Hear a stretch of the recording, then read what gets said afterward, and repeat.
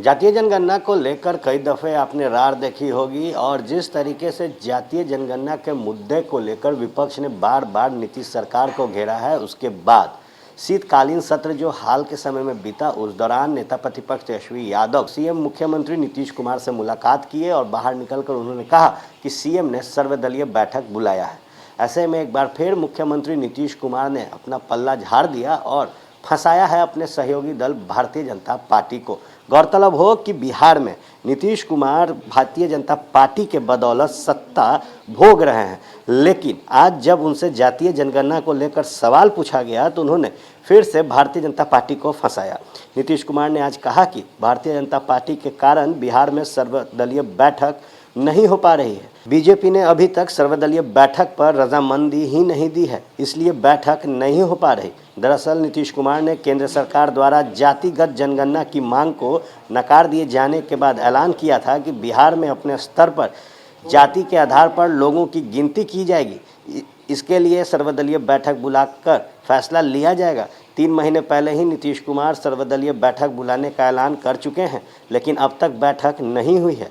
आज मीडिया ने नीतीश कुमार से पूछा कि जातिगत जनगणना पर सर्वदलीय बैठक का क्या हुआ, तो नीतीश कुमार बोले, अभी तक सर्वदलीय बैठक को लेकर जो सभी पार्टियों को कहा गया है उसमें बीजेपी की राय नहीं आई है।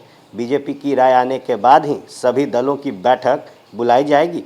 नीतीश कुमार ने कहा कि सभी पार्टियों को कहा गया था और बीजेपी को छोड़कर बाकी सभी दलों की सहमति आ गई है।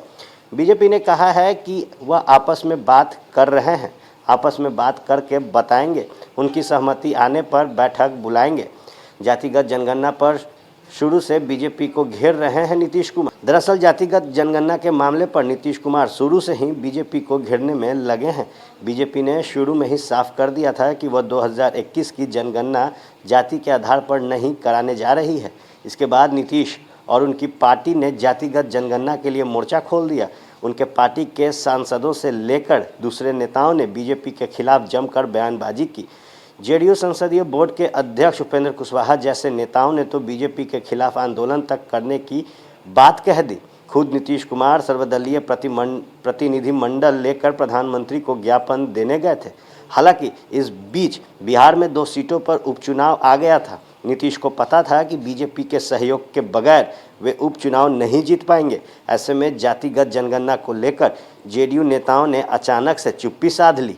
उपचुनाव में जेडीयू की जीत के बाद पार्टी के नेताओं ने धीरे धीरे ही सही फिर से जातिगत जनगणना की रार छेड़ी है। देखने वाली बात होगी कि नीतीश कुमार ने जब अपना पल्ला झाड़ते हुए बीजेपी को जिम्मेदार ठहराया है कि उनके कारण सर्वदलीय बैठक नहीं हो पा रही, तो आने वाले समय में इस पर बीजेपी के आला कमान किस तरीके से प्रतिक्रिया देते हैं, ये भी देखना दिलचस्प होगा कि आखिर कब जातिगत जनगणना को लेकर सर्वदलीय बैठक हो। अभी तक तो जो बात होनी है ना ऑल पार्टी मीटिंग, तो अभी बीजेपी को जो कहा गया तो उनकी तरफ से आ जाएगा, उसके बाद ना डेट तय होगा। बाकी सब लोगों का तो हो गया सब। उनकी आरोप का बात नहीं ना, सर्वदलीय कर रहा है तो सब लोगों को कह दिया गया, सहमति आ गई। एक जगह का वो बातचीत कर रहे हैं, उसकी सहमति जिस दिन आ जाएगी उसके बाद हो जाएगा। हमको तो नहीं है कि कोई असहमति का दृश्य आएगा, लेकिन अगर वो बातचीत कर तंत्र मंत्र के बादशाह भारत के जाने माने सर्वश्रेष्ठ गुरु खान जी मिलेगा हर समस्या का समाधान गारंटी के साथ। मेरी बेटी की शादी के लिए बहुत से रिश्ते आते थे, पर कोई न कोई अड़चन पड़ जाती थी। इसी वजह से मेरा पूरा परिवार बहुत परेशान था। बाबा जी की दुआओं से आज मेरी बेटी एक बड़े घर की बहू बनी।